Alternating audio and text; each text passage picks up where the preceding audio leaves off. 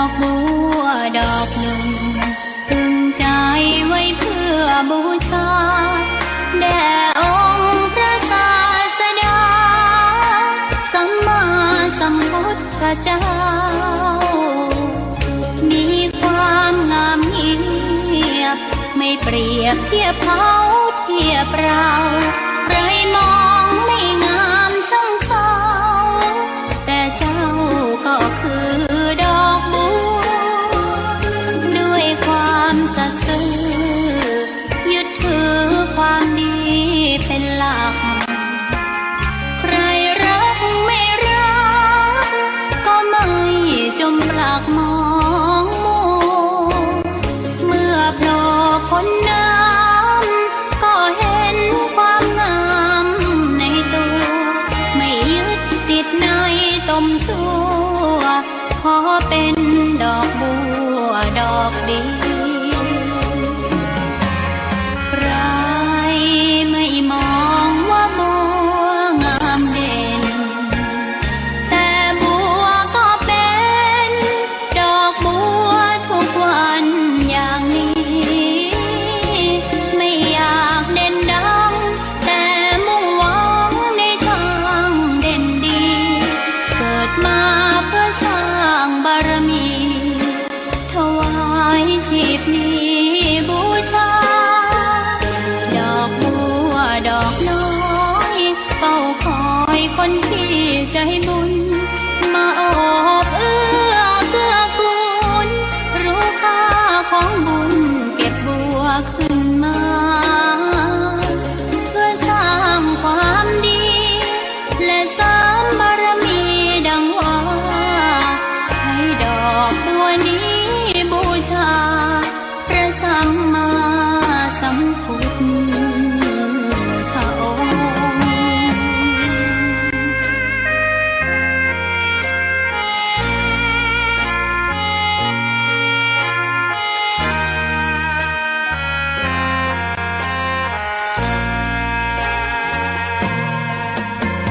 ใครไม่มองว่าบัวงามเด่นแต่บัวก็เป็นดอกบัวทุกวันอย่างนี้ไม่อยากเด่นดังแต่มุ่งหวังในทางเด่นดีเกิดมาเพื่อสร้างบารมีถวายชีพนี้บูชาดอกบัวดอกน้อยเฝ้าคอยคนที่ใจบุญมาโอบเอื้อเกื้อกูลรู้ค่าของบุญเก็บบัวขึ้นมาเพื่อสร้างความดีและสร้างบารมีดังว่าใช้ดอกบัวนี้บูชาพระสัมมาสัมพุทธองค์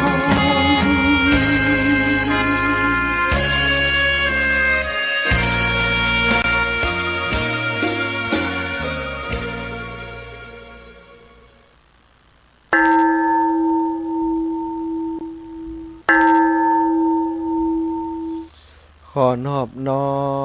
มต่อพระรัตนตรัยแก้วเจ้าสามประการน้อมเอาคุณพระพุทธเจ้าคุณพระธรรมเจ้าคุณพระสังฆเจ้าคุณพระอรหันตเจ้าอริยสงฆ์เจ้าจู้ตนจู้องค์ได้เมตตาแผ่ปรมีมาปกเก่าเกษาปกห่มหักษาครูบาอาจารย์พระมหาเถระพระเถรานุเถระเปื่อนสหธรรมิกสหพรหมจารีทุกรูปทุกองค์ปกห่มหักษาศรัทธาสาธุชนคนดีเท่าแก่อีพ่ออีแม่ตั้งหลายทุกท่านทุกคนที่ติดตามรับฟังรายการสารธรรมยามค่ำตั้งสถานีวิทยุเพื่อการศึกษาวิทยาลัยสงฆ์นครลำปางและสถานีวิทยุในเครือข่ายคลื่นสีขาวเพื่อชาวประชา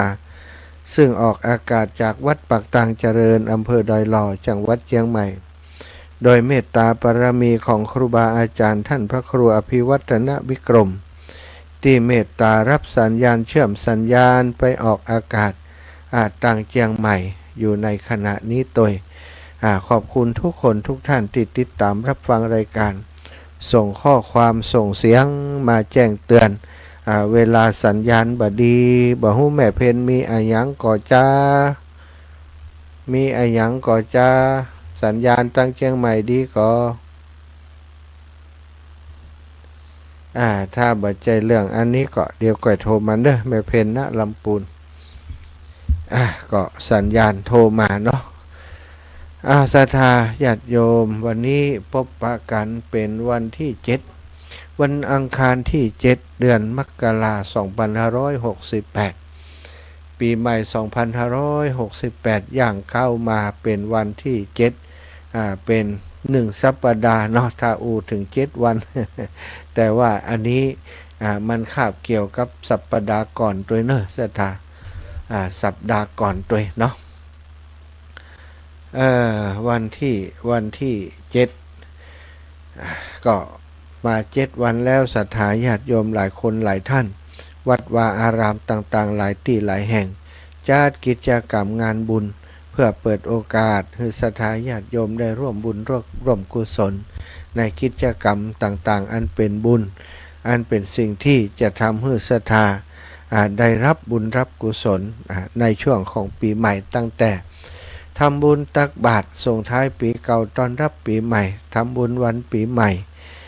จะรอถึงการงานบุญงานกุศลต่างๆวันนี้อาตมาภาพเองก็ได้ไปร่วมงานบุญปูนพะเยาสถานเป็นวางศิลาฤกษ์สร้างวิหารหีบกลับมาเพื่อจะให้ตันจัดรายการซึ่งก็พอดีเนาะมาถึงก็ได้ส่งน้ำส่งท่าก็มานั่งจัดรายการพบปะกับศรัทธาญาติโยมอยู่ในขณะนี้พบปะกันแล้วขอบคุณทุกคนทุกท่านที่มีส่วนร่วมในการเผยแผ่น้ำธรรมคำสอนขององค์ชินวรสัมมาสัมพุทธเจ้าโดยเฉพาะเจ้าหน้าที่สถานีผอ.สถานีเจ้าหน้าที่สถานีช่างเทคนิคสถานีวิทยาลัยสงฆ์นครลำปางทุกคนทุกท่านและสถาสาธุชนคนดีทั้งหลาย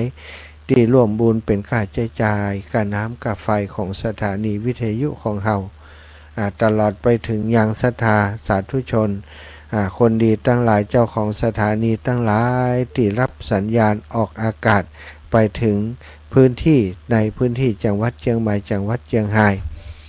รายหลายพื้นที่อยู่ในขณะที่ทุกสถานีเตยเนอขอบคุณอนุโมทนาบุญกับจิตใจอันประกอบด้วยบุญกุศลที่หมู่เฮาทั้งหลายได้เอาเวลาของสถานีแต่ละสถานีมาออกอากาศรายการสารธรรมเนาะรายการธรรมะเพื่อจะ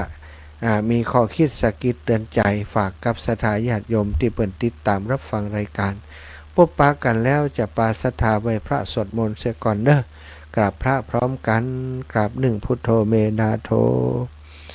กราบ2ธัมโมเมนาโธกราบ3สังโฆเมนาโธ อิมินาสการเรนะพุทธังอภิปูชยามิอิมินาสการเรนะธัมมังอภิปูชยามิอิมินาสการเรนะสังฆังอภิปูชยามิอระหังสัมมาสัมพุทโธภะคะวาพุทธังภะคะวันตังอภิวาเทมิกราบ สวากขาโตภะคะวะตาธัมโมธัมมังนะมัสสามิกราบสุปฏิปันโนภะคะวะโตสาวกสังโฆสังฆังนะมามิกราบนะโมตัสสะภะคะวะโตอะระหะโตสัมมา สัมพุทธัสสะนะโมตัสสะภะคะวะโตอะระหะโตสัมมาสัมพุทธัสสะนะโมตัสสะภะคะวะโตอะระหะโตสัมมาสัมพุทธัสสะพุทธังสารานังกัจฉามิธัมมังสารานังกัจฉามิสังฆังสารานังกัจฉามิตุติยัมปิพุทธังสารานังกัจฉามิตุติยัมปิธัมมังสารานังกัจฉามิตุติยัมปิสังฆังสารานังกัจฉามิตติยัมปิพุทธังสารานังกัจฉามิตติยัมปิธัมมังสารานังกัจฉามิตติยัมปิสังฆังสารานังกัจฉามิ อิติปิโสภะคะวะอะระหังสัมมาสัมพุทโธวิชชาจารณะสัมปันโนสุขโตโลกวิทูอนุตตโรปุริสะ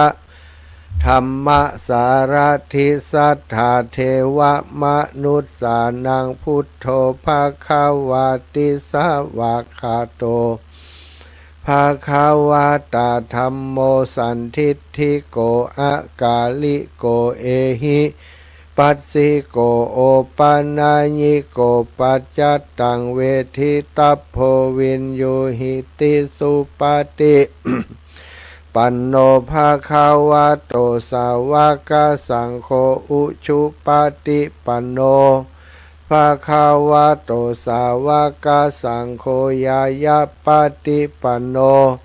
ภะคะวะโตสาวกสังโฆสามิจิปฏิปันโนภะคะวะโตสาวกสังโฆยะทิทังจัตตาริปุริสายุคานิอัฏฐปุริสาปุคลาเอสาภะคะวะโตสาวกสังโฆอาหุนายโยปะหุนายโย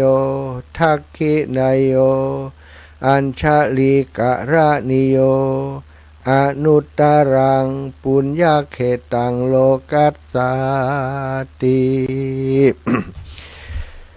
กราบพระพร้อมกันเนอศรัทธาญาติโยมทั้งหลายกราบหนึ่งพุทธังวรันตังสิระสานะมามิกราบสองธัมมังวรันตังสิระสานะมามิกราบสามสังฆังวรันตังสิระสานะมามิศรัทธาญาติโยมท่านสาธุชนคนดีทั้งหลายไหว้พระสวดมนต์ทำวัดเรียบร้อยเนาะตามปกติที่เฮาเคยทำกันทุกวันหลายๆคนถ้ารอ จะสวดมนต์โดยวันใดบ่ได้สวดมนต์บ่ม่วนใจบางคนก็เดือดร้อนจะได้บ่สวดสักเทื่อ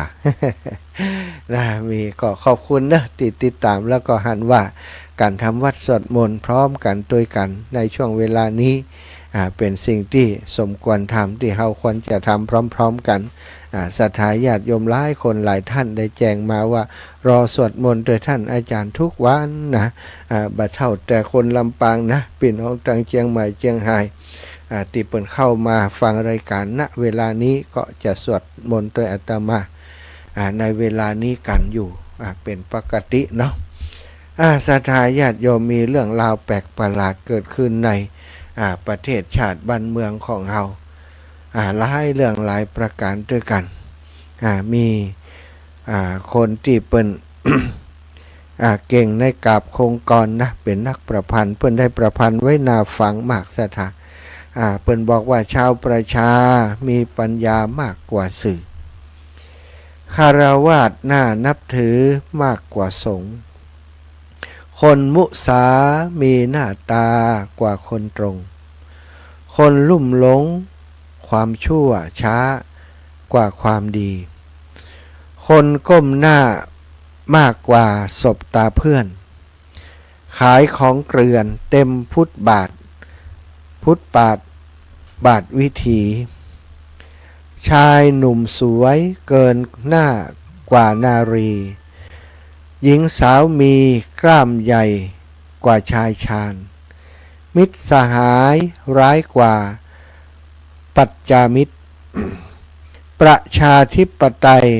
เป็นพิษกว่ารัฐประหารไทยวันนี้ดูแปลกกว่าวันวาน หลายหลักฐานด้อยค่ากว่าคำหลวงสถา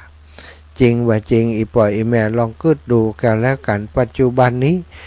คนบ่ค่อยฟังสื่อแล้วเนาะสื่อต่างๆก็มักจะบ่ค่อยตันเหตุการณ์แล้วบัดเดี๋ยวนี้กลายเป็นเจ้าบ้านติดตามข่าวสารที่ไล่กันกาที่เรื่องราวต่างๆนี้เจ้าบ้านบางคนมีความรู้นักกว่าคนที่เป็นสื่อสารมวลชนซึ่งเมื่อก่อนนี้เขาก็จะฟังเรื่องราวต่างๆจากสื่อปัจจุบันนี้เจ้าบ้านนั้น เก่งกว่าสื่อด้วยซ้ำไปเนาะสถา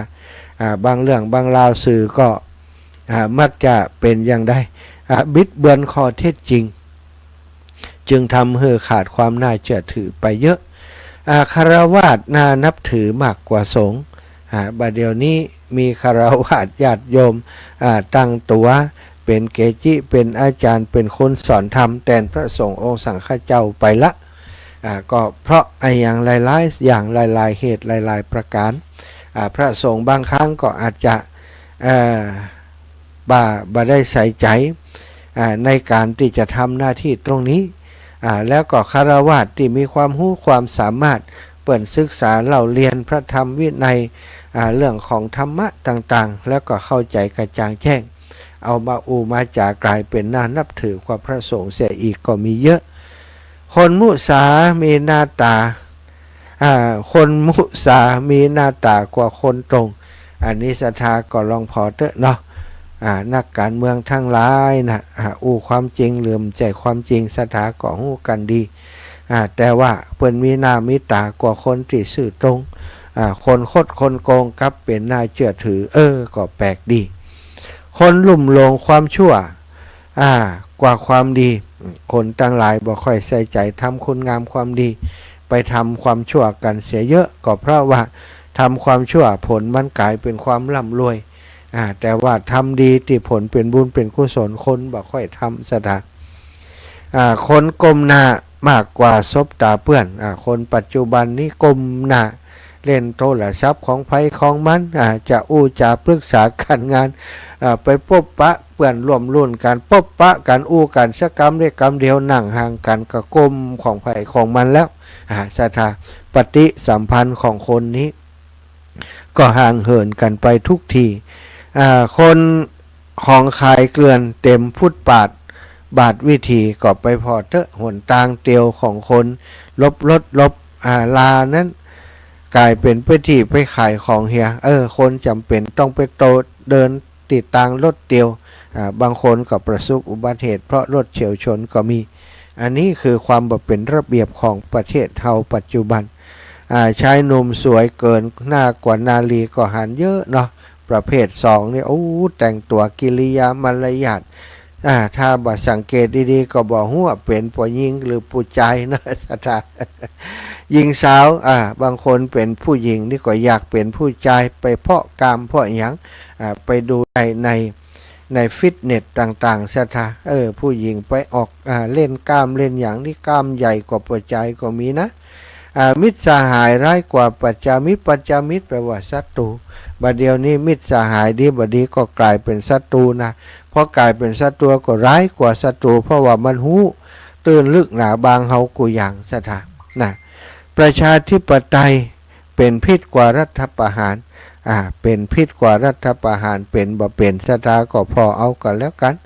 ปัจจุบันนี้ประเทศประชาธิปไตยนี่ลบลากันยิ่งกว่าประเทศที่เป็นสังคมนิยมโดยซ้ำไปสถาไทยวันนี้จึงดูแปลกกว่าตะวานะวันก่อนสมัยก่อนเก่านี้หน้าปัจจุบันนี้ก็แปลกไป ปัจจุบันหลักฐานเนี่ยยังต่างๆขนาดในหันตำหูตำตานะมีหลักฐานอย่างแต่ว่าสุดท้ายก็แพ้คดีไปก็ได้เพราะไอ้อย่างสถาคำลวงมันมีค่ากว่าพยานหลักฐานไปเห็นแล้วเนาะคดีหลายๆคดีสถาบางทีประชาชนก็หู้อยู่ว่าถูกตบตาโดยนักกฎหมายตั้งหลายแต่ก็บ่หู้ใจแยะอย่างใดอย่างเนี้ยคือประเทศไทยของเราวันนี้สถาญาติโยมวันนี้เริ่มต้นปีจริงๆแล้วตั้งใจจะเข้ารายการตั้งแต่ต้นปีมาว่าจะเตะทำพื้นเมืองเกี่ยวกับชะตาปีเกิดของสถาอีกรอบหนึ่งเพราะหลายๆคนเรียกร้องมาว่าโอ้ท่านอาจารย์คราวก่อนอีแม่บ่ได้ตั้งตัวชกรรมที่ท่านอาจารย์เตะทำชะตาปีเกิดบ่ได้ปูชาตัวชกรรมปีนี้พอดีปี68นะปีเก่าก็ถือว่าแล้วไปละแต่ปี68นี้เมื่อขึ้นปีใหม่มาแล้วเนาะก็กวนที่จะได้ปูชาทำชะตาปีเกิดแล้วอาตมาเองก็คิดว่ามันเป็นมงคลเป็นมังคละดีเพิ่นก็บอกว่าปีนี้จะมีเรื่องราวอย่างที่ช็อกโลกช็อกคนไทยเฮาหลายเรื่องหลายอย่างที่จะเป็นภัยพิบัติก็ยังมีนักมีหลายบัดด้อยกว่าปีที่ผ่านมาแต่ว่ามันเป็นสิ่งที่จะเกิดขึ้นในอนาคตเฮาบ่ฮู้ว่าจะมีอย่างเกิดขึ้นพ่องฉะนั้นก็เลยก็อยากว่าจะสะเดาะเคราะห์ให้ศรัทธาญาติโยมให้ใดมีโอกาสปูชาธรรมชะตาปีเกิดให้เป็นมังคละเป็นมงคลแก่ตนต่อของศรัทธาทั้งหลายวันนี้นะจะได้เริ่มผูกที่1แถมใหม่เพื่อจะให้ศรัทธาที่ยังบ่ได้เป็นเจ้าภาพนะในปีก่อนก็ถือว่าผ่านไปแล้วเนาะปีไม้แก้วพญาวันมาฮอดมาเติมหมู่เฮาทั้งหลายแล้ววันนี้เป็นวันที่7ก็ขออนุญาตเริ่มต้นวันเนี้ยเนาะจากนี้ไปก็ทุกวันที่อาตมาเข้ารายการก็จะเตะทำพื้นเมืองวันละผูกคือศรัทธาญาติโยมได้ปูชาเป็นเจ้าภาพก็เหมือนเดิมนะไผ่ปูชากันเทศก็บ่ต้องเอามาถวายที่อาตมาก็ได้บางคนอยากปูชาแต่บอกว่าจะเอาตังไปให้อาจารย์อย่างใดจะเอาสำรับไปทานอย่างใดเอาอย่างนี้นะอย่างที่บอกมาใส่ปัจจัยหรือบ่ใส่ก็ได้เข้าตอกดอกไม้บอกว่าเฮาปูชากันเตดกันนี้เนอะเฮาเกิดปีนี้หรือว่าลูกหลานเฮาเกิดก็แล้วแต่เอาปัจจัยใส่พานใส่อย่างไว้แล้วก็ยืนยอที่พระพุทธรูปพระประธานในบ้านในจองศรัทธาถ้าบ่มีก็เอายองวิทยุหันก็ได้เพราะเสียงเทศจะทาญาติโยมได้ยินผ่านวิทยุเนาะก็เอานั้นเป็นเหมาะกันแล้วกันอาตมาเทศแล้วก็จะปั่นปอนศรัทธาก็โยนยอเกณฑ์แล้วก็5 ปอนด์จากนั้นวันผูกเมื่อเจ้าวันใดที่ใส่บาตรวันใดที่ไปวัดก็เอาไปถวายเป็นการน้ำกับไฟที่วัดของศรัทธาญาติโยมเนอะละเนาะความบัดตันเวลานะก็จะเตะผูกแรกวันนี้เตมิยะชะตาผู้เกิดปีใจหรือว่าปีชวดหนูนั่นเองศรัทธาสัพพะทานังธรรมะทานังชินาติการทำบุญฮือทำเป็นทานชนะการทำบุญทุกอย่างทุกประการตั้งใจสดับรับฟังเนอศรัทธา นะโมตัสสะภะคะวะโตอะระหะโตสัมมา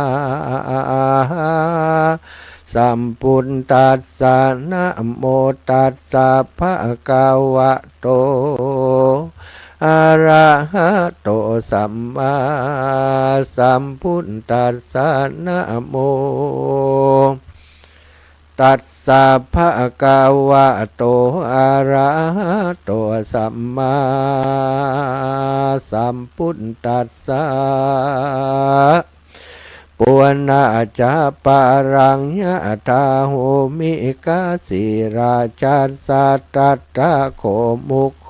ยาจาโกยินาเมนาเตมิโยจาวะทันติติสัทธาอันว่าสัพพัญโยพระพุทธเจ้าตนเป็นปิ่นเก้าเตียโลกาจารเมื่อ ทรมานยังอยู่ในแก้วกูเจตวันนาอารามพระก่อภารบยังชาตากะงามอันนี้ฮือเป็นเหตุแล้วจริงปิวิเตเตสนาวาภิกขเวดูราภิกขุตั้งหลายมวลหมู่อันจุ่มนุมอยู่ฟังธรรมเฮาพระองค์คำแต่ก่อนนั้นเล่าเกิดเป็นลูกพระยาเจ้าชื่อว่ากาสีอยู่เมือง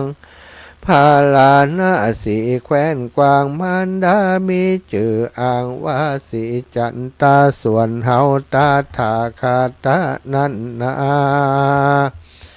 มีชื่อว่าเตมียากุมารเมื่อวัยยาการขึ้นใหญ่อายุได้1 เดือนแล้วตาว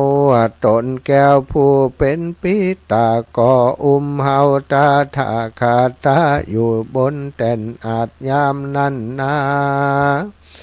มีอำมาตย์จับยับโจรมานมาฮือเต้าผู้บ้านตนปอดตัดกำต่อใส่ตดอันว่าเต้าผู้นั้นโสดบ่ได้พิจารณาก่อใส่ตดฮึกนาบ่เศร้าฮือโจรไม่เอาเครื่องขีตีนั้นนะนอมูนีนั้นเราได้ยินกามป่อเจ้าใส่โตดโจรปาลาก็ปิจจารณาสันทิว่าตัวเฮานี้ไปนากันได้แต่นเมืองได้เป็นเจ้าฟ้าแตนเมืองกำขี่เครื่องลายและเตรียมย่อมแก่เกิดแก่ตนกูอันจักได้จูนั่งแต่นอาจได้โอกาสตัดกามล้างเตื้อก่อผิดทำแบบเบาคนบ่มีโทษนั้นเหล่าปล่อยว่ามีคนมีโทษกาลีอันใหญ่ป้อยว่าได้กราดกล้อยปนจากโทษถอยมัวดำปาปากรรมมีหลายแหละจักเกิดแก่ตนกูตนเฮาปราบป่าเอาไม่เอาในนรกใหญ่อาบายหนอมุนีนายสันทิวาสันได้นี่เราราจักได้ไกลกล้ากล้อยกราดปนเสียจากเป็นเต้ารัดห่อคำปุ่นป้นเวนกำตัวกาเมื่อไปนาได้เจยบานนั้นจาตินั้นก็ยังมีเทวดาตนนึ่งอยู่สร้างในภาษาทแก้งในภาษาทกว้างห่อคำหูว่าหนอถ้าลงทำไม่มาจริงโอกาสไข่ปันว่าดูราหนอหอจันตนบุญมากกันเจ้าไข่ป้นจากกรรมบาปอันกลายหยาบทาล้นจงเงี้ยดังคนถอยไรเฮอดังคนใบหูตันอย่าจานั้นออกปากเงี้ยดังปิบากปามากันเตวดาตนนั้นกล่าวแล้วเจ้าหนอแก้วเตมิยะกุมารก็อธิษฐานตั้งสัจจะกระทำองค์กะตั้ง3บ่ปากบ่ถามเก่าถอยตานั้นยังเป่งป้อยหันใสก็เยียดังบ่อหันไหนมืดเศร้าก็มีหันและนาทีนั้นเสนาอามาตย์ก็ใส่ใจว่าเจ้าน้อยนาเตมีเป็นคนกาลีอังอาเสียอังกะใบบาจริงเอาเจ้าหนอลากุมันไปกะทำการน้อยใหญ่มีพร้อมไข่นา16 ปีมาไข่รอดเจ้าหนอยอดเจียงเจ้าก็ยังเป็นดังเก่าเดิมตีนั้นและนาทีนั้นพระยากาสิทธิราชก็ถามอามาตย์ต่างตาว่ามา ว่าแต่ก่อนมานั่นไซโหราเคยทำนายไว้ว่ากุมันผู้นี้มีพระญาปัญญาญาณบ่เศร้าว่าจักได้เป็นเจ้าตนถ้าลงกุลมาไปลุ้นบัดนี้บ่หันตีดังว่าไว้ซ้ำยังเป็นใบปากจะอาสันใดจาก็แล้วอันว่าลูกแก้วเตมีจักไรดีเจ้าน้อยหน่อจุงตำนายพอแถมหนเตอะเนอว่าอ่านทีนั้นอามาตย์โหราจารย์กำเต้าปูบันทิราชเธอโอกาสทำไหนดูก็เอาตำราจุตอนนาโตนเจ้าฟ้าปุรี ตีนั้นยังมีเทวดาเจ้าก็มาดนเข้าหัวใจฮือหัวลาไข่เข้าจีพิษจากตีกองดีว่าเจ้าเตมีนี่โสดจากเป็นพยะโหดตัวไล่มา8 ปลาย 3 พระการคือเต้าปูบานที่ราชชีวิตจักขาดตายหนีโป่งปุลีใหญ่กวางจักแตกมั่งเพทาเจ้าปาลามวนหมู่จักได้มูบมูวำวายย้อนเสกหลายกายหยาบจักมาภาพเตเมืองฮือขี่เครื่องไม่เอาขอเต้าเจ้าหอใจอย่าได้วางใจพระมาดเอาเจ้าน้อยหน้าเตมียาใส่รถบอดดีอย่าจะจอนด้วยมาตาบอดกันไปหอดสุสานฮือเจ้ากุมารฝังไว้เหือเอาเจ้ากุมารฝังไว้กลางป่าไม้ผีดิบเดเตอกันว่ากะทำดังนี้แล้วจักราดแก้วจากพญามันเต้าผู้บานยศอาจตังนางนาฏราชเทวีอายุจักมีเตี้ยงเต้า100 ขวบเขาเป็นตาและนาตังสุดตวาราจากันว่าพระญากสิทธิราชฟังอำมาตย์หมอดไว้อันตำนายบอกกล่าวตนตั้นเต้าบอกพิจารณาก่อไข่ขี้ยาโอกาสเฮืออำมาตย์ทั้งหลายเสนานายหนุ่มเทาเอาลูกเต่าไปฝังที่กลางไม้ดงรังป่าจาตีนั้นนานังนอลาเทวีได้ยินข่าวมีมารอดว่าเต้าโตนยอดสามิกา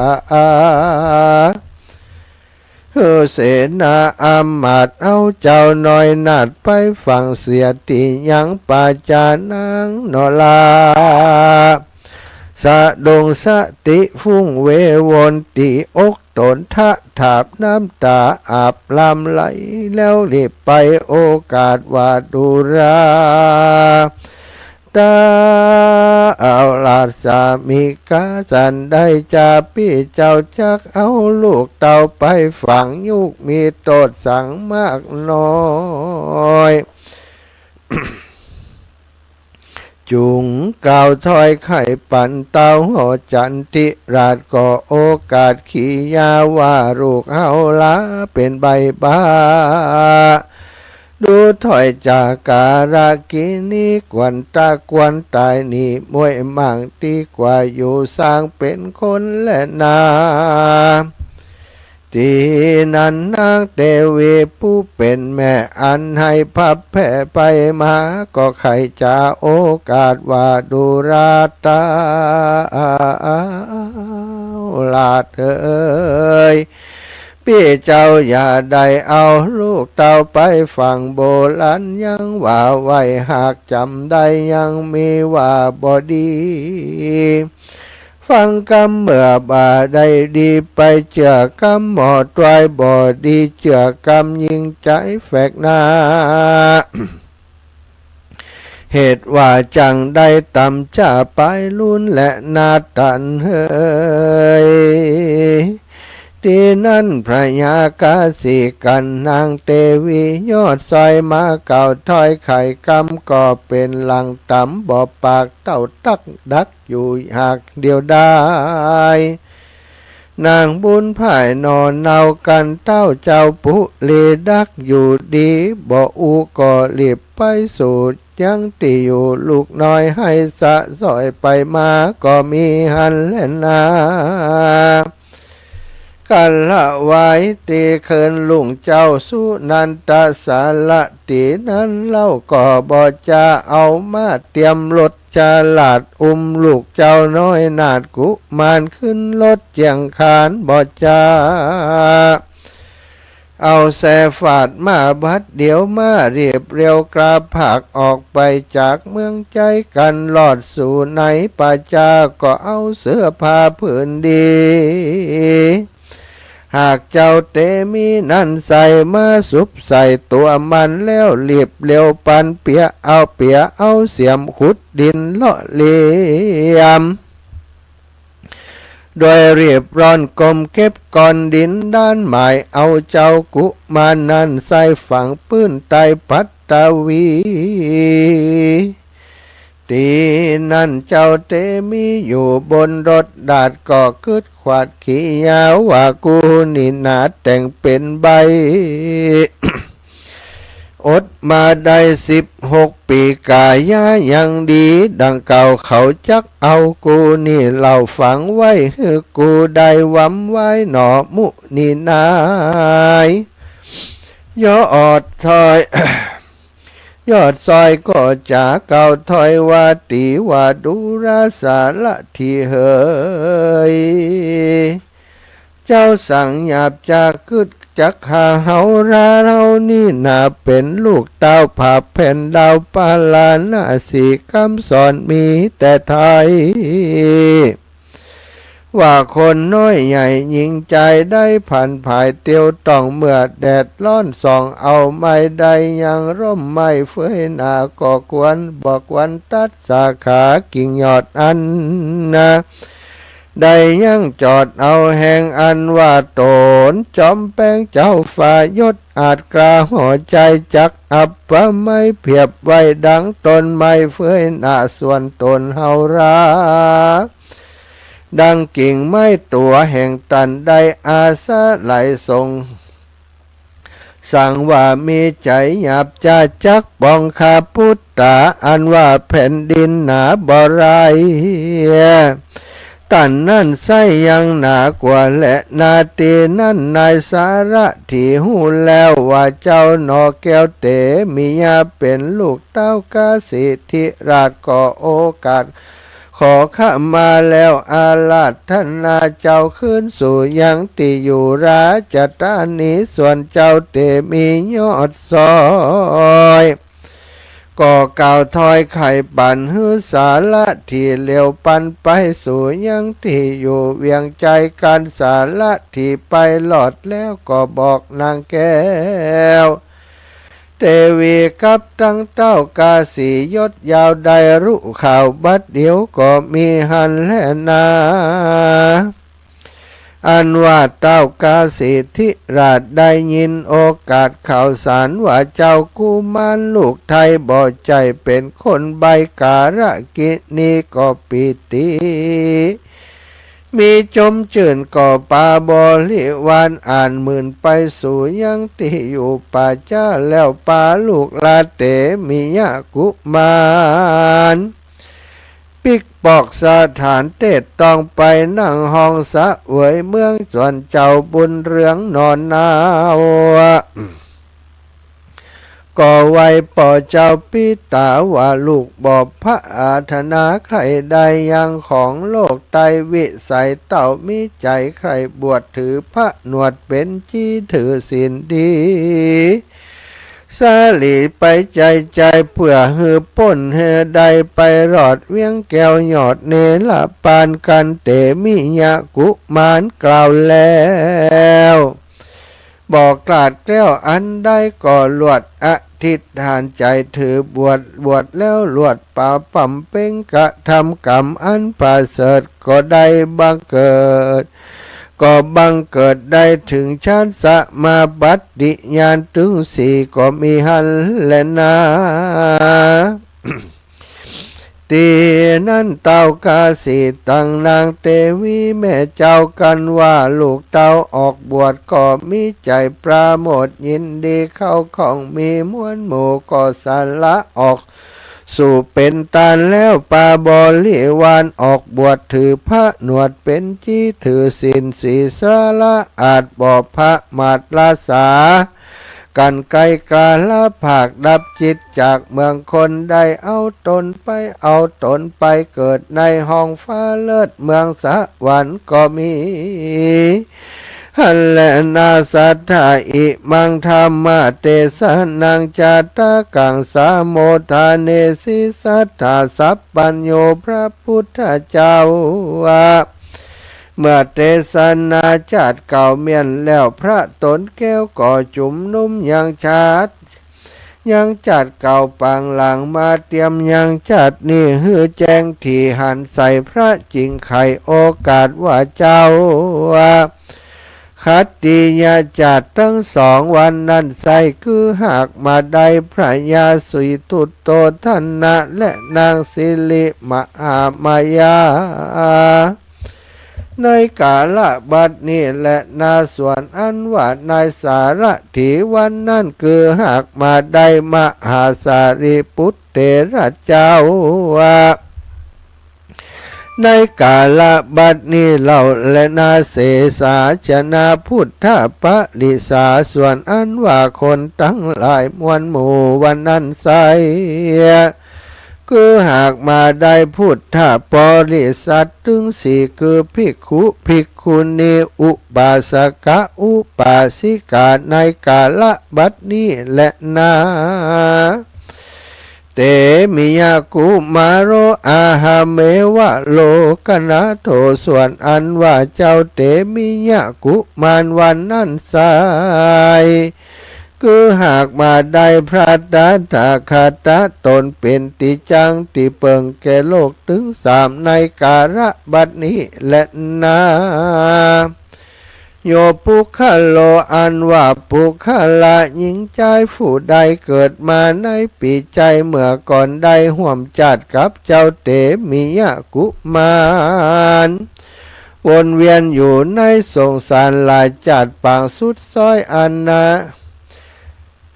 จักใดมาเกิดในจัดนี้ใดเอาจัดจิตตะวิญญาณแห่งตนเข้าไปสู่ตนไม่คอยมีผีเสื้อหักษาอยู่ได้ผู้อุจเจละจากกันไปมาว่าดูราเจ้ากูเหยเฮาจักอยู่รวมกันในที่นี้บอกวันและนาด้วยเหตุว่าเฮาเป็นมนุษย์จักขอลาไปเอากำเนิดในข้ากุลแห่งคนตั้งหลายพุ่นและลอยว่าไปลุนมามีพยาธิอนตรายตั้งหลายมาบังเกิดแก่ตุคาดังอันก็จักหาเครื่องยังเครื่องกิญาปูจามาถูกเขาเจ้ามาแก่สู่เจ้าเฮอสู่เจ้าหับเอายังพญาธิตั้งหลายนั่นไปเตอะกันเขียนละจะพาสาไลกันสันนี้แล้วก็ได้เอาจิตตะวิญญาณแห่งตนมาเกิดเอากำเนิดในขับพระมารดาแห่งตนจริงได้เกิดเป็นคนยิงใจตั้งหลายนี่แหละนะคนเกิดปีใจใดกำเนิดไว้พระธาตุเจ้าจอมต้องธาตุน้ำอุตตมะตานางได้สร้างธรรมะเตมิยะตานเป็นธรรมจัตตาปีเกิดแห่งตนก็ได้จ้าได้สร้างศาลาและบ่อน้ำเป็นยอดทานแดดเตอะแม่นจักผาธนาเอาสุขสามภาคการคือสุขในเมืองคนและเมืองฟ้ามีจ้างมากเงินคำกำแก้วมีรูปงามแล้ววันนะอาจบ่มีโลคาพยาธิมาบีบเบียนมีอายุมันยืนยาว ร้อยสาวขวบเขาเป็นตาจงหือตานรักษาศีลภาวนาไปใจก็จักสมกรรมมักฝ่ายจุประการบ่อยากจะแลนิธิตังขียาสังวันนาวิเศษจะห้องเหตุเตมิยะชาดกอันยอกแควบก็บังคมสมเลศสละเดช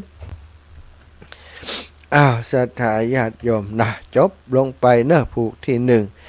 ผู้มีชะตาปีเกิดปีใจ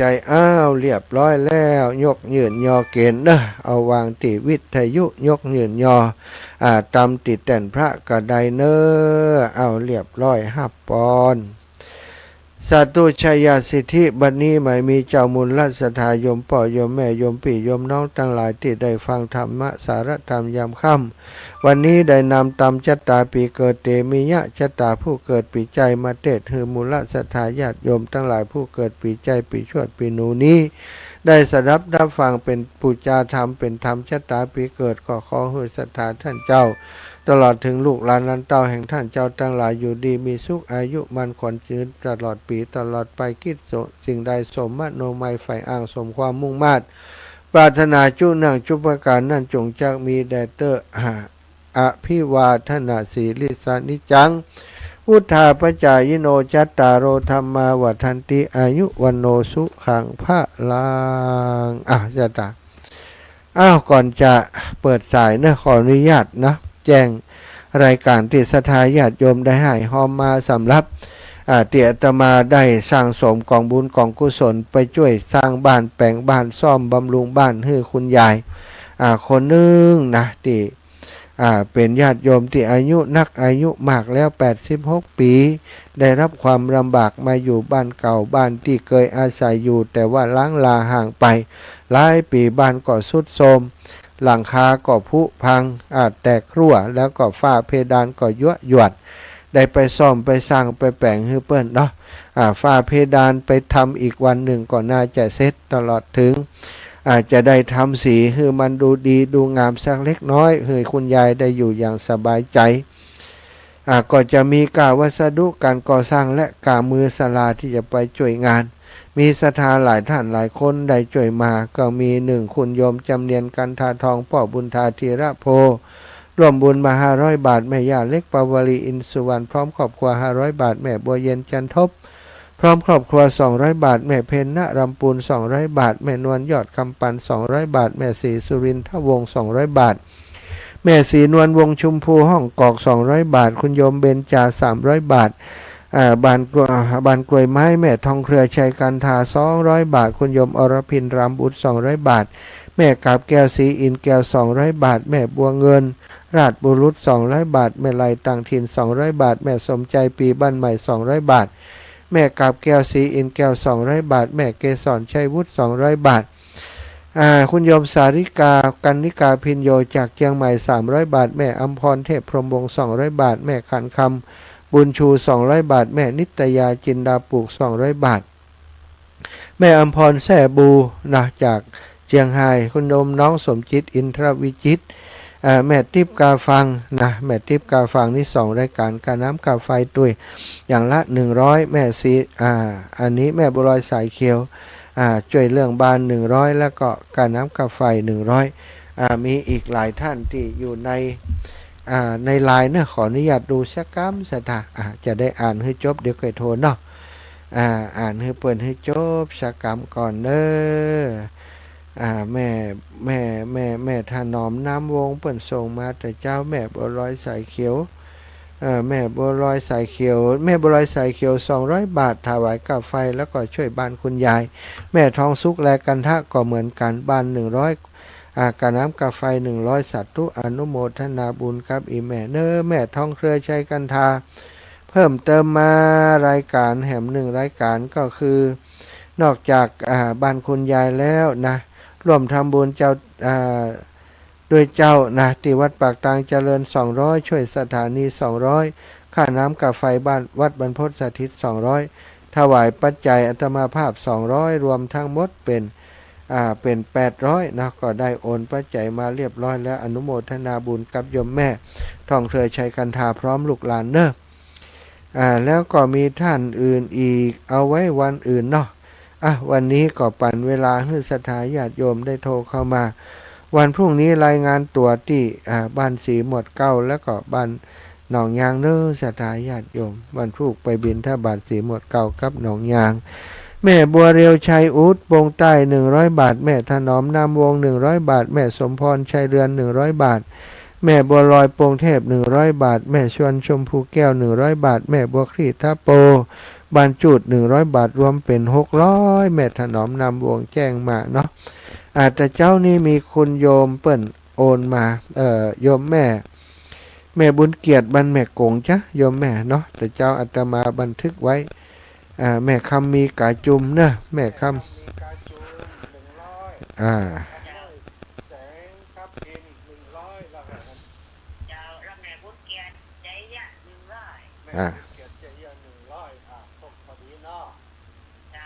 โอเคเนาะอันนี้ก็ของแม่บุญเกียรติเนอะอาศัยบันทึกเอาสถาก็ศรัทธาญาติโยมเนอะก็ขอบคุณกับศรัทธาญาติโยมที่ได้ยินอาตมาประกาศก็ได้ร่วมบุญร่วมกุศลกันด้วยเนาะ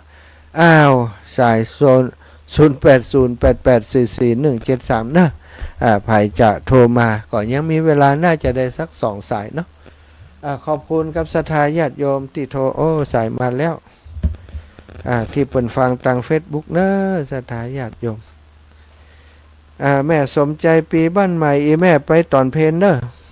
ร่างกายแม่ก็ยังต้องเข้าแม่อย่างนี้ว่าตะกี้ว่าไปบิณฑบาตหนองยางมาให้มอกล้าไปแต่ว่านี่ไปบิณฑบาตตอนเจ้าปุ้นจะไปเพลนแม่จ้าเพลนเนาะที่เพลนน้องเนาะจ้าสาธุค่ะสาธุเจ้าแม่สมใจปีบ้านใหม่ท่านอาจารย์ตู้ลุงกิจถวายความเคารพครับ104ออกเนาะไม่ใช่อาจารย์ที่ว่าจะให้อาจารย์ปลูกว่าครับผมหลวงตาครับผมถวายความเคารพนะหลวงตานะครับผมขอบคุณมากครับโยมแม่ขันคำบุญชูโอนจางก็คือแล้วนะเจ้าอีแม่ก็ได้หอมคุณยายเนาะกะแม่นก็เจ้านี่แม่ขันคำบุญชูเจ้าโอนไปคือแล้วโอนไปคือแล้วเนอะเจ้าสาธุอนุโมทนาโยมแม่เนอะโยมแม่ขันคำอายุ88 ปีแล้วนะนี่นะธรรมดานะ89แล้วเนอะสาธุขอบคุณอนุโมทนาบุญโยมแม่สมบูรณ์วันสาลูกให้ยิ้มได้กันหลายวันเจ้ามันจะเท้าถามหากับหัวว่าไว้ไหนบอกหนูนี่แหละเจ้าไปพะเยามาวันนี้เจ้ามาคิดถึงลูกนะสาธุบุญรักษาเด้อแม่สมบูรณ์วงแสนแม่ย่านวลยอดคำปานเจ้าไว้สาเจ้าออกของแม่ไปก่อนเนอะเจ้าเรียบร้อยแล้วเจ้าแม่จะอันเอาทีหลังวันนี้จ้าแม่ได้เลยเนอะแล้วหายไปไหนแม่อันตะคืนกะได้คืนมาเจ้าก็บ่ได้ยินเมื่อเจ้านั่นอันลูกมาแล้วก็ลิงมันบดีสัตว์ตัวนั่นแม่เนอะสัตว์ตัวคำปาแล้วสุภัตราคุณนายใหญ่นมัสการเจ้าท่านเจ้าหอมมันใหญ่สัก500หรอสาธุได้แบ่งเบากันเนาะเจ้า